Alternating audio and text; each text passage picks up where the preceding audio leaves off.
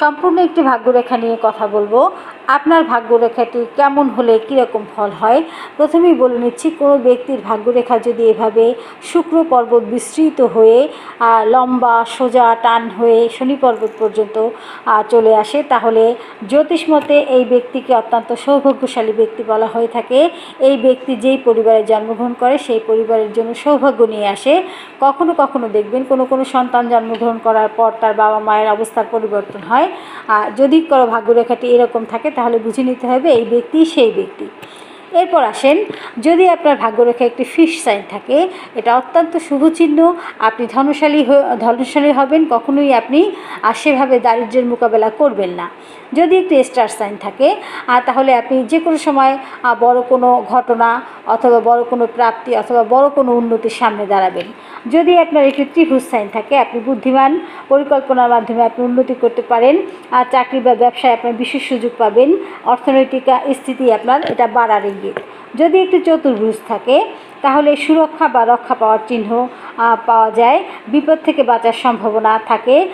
খারাপ সময় হলেও আপনি বড় ধরনের ক্ষতি থেকে রক্ষা পাবেন। যদি ক্রস সাইন থাকে, এটা ক্রস সাইন বাধা, সমস্যা বা দুঃখের সময় নির্দেশ করে। ভাগ্যরেখায় যদি ক্রস সাইনটি থাকে তাহলে কর্মজীবনে বিভিন্ন চ্যালেঞ্জের সম্মুখীন হবেন। কখনো বড় সিদ্ধান্ত নেওয়ার সময় আপনি বিভ্রান্তি বা সমস্যার সম্মুখীন হবেন।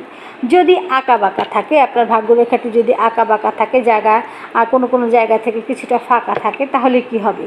আপনার জীবনে স্থিরতার অভাব হবে। আপনি বারবার কাজ বা লক্ষ্য পরিবর্তন করবেন। আপনার কেরিয়ার ওঠানামা করবে।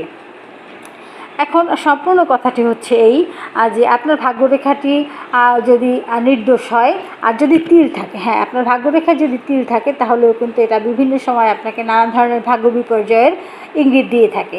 এখন ভাগ্যরেখা বিচার মানে সম্পূর্ণ বিচার নয়। আপনার সম্পূর্ণ বিচারের জন্য আপনার হাতের অন্যান্য গ্রহ পর্বত বা অন্যান্য রেখাও দেখা অত্যন্ত জরুরি। আপনার ভাগ্যরেখাটি যেমনই হোক না কেন, ভাগ্যের সহায়তা সবাই পাবে এমন কোনো কথা নেই। কিন্তু আপনি যদি কর্ম রিলেটেড হন, আপনি যদি সৎ কাজে বিশ্বাসী হয়ে থাকেন, আপনি যদি আপনার বাবা মার পছন্দের সন্তান, অর্থাৎ আপনি যদি আপনার বাবা মার খুশির কারণ হয়ে থাকেন, তাহলে কোনো রকম ভাগ্য বিপর্যয় আপনাকে রোধ করতে পারবে না। আপনি একজন সুখী মানুষ হবেন এবং আপনি কোনো না কোনো দিন সফলতা অর্জন করবেন। ধন্যবাদ সকলকে।